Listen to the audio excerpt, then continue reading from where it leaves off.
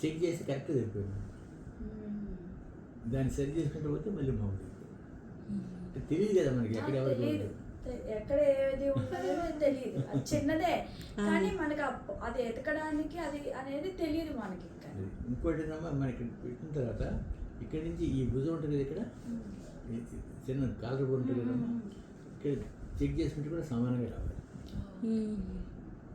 ఇక్కడి నుంచి ఇటు, ఇక్కడి నుంచి ఇటు సమానంగా రావాలి. కాలర్ పెట్టినా సమానంగా రావాలి.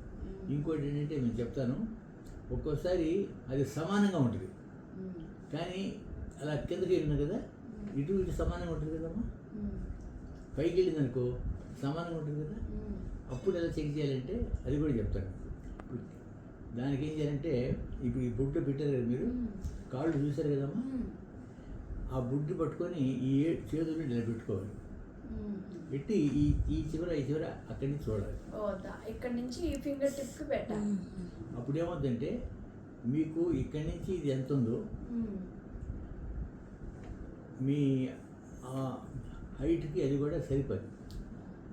అది మధ్యలో ఉంటుంది కదమ్మా, కాబట్టి అది కూడా చూసుకోవాలి. అంటే సమానంగా వెళ్ళినప్పుడు, అదే సమానంగా ఉన్నప్పుడు ఇది నెక్స్ట్ ప్లేట్. అంటే అది చూసినప్పుడు ఏమవుతుందంటే మీకు ఇప్పుడు ఫర్ ఎగ్జాంపుల్ ఇది స్ట్రైట్గా పైకి వచ్చింది అనుకో, ఇక్కడ సమానంగా ఉంది, ఇక్కడ సమానంగా ఉంది. కానీ మీరు ఇటు చూసి అటు చూసినప్పుడు ఏమవుతుందంటే మీకు తేడా కనపడదు.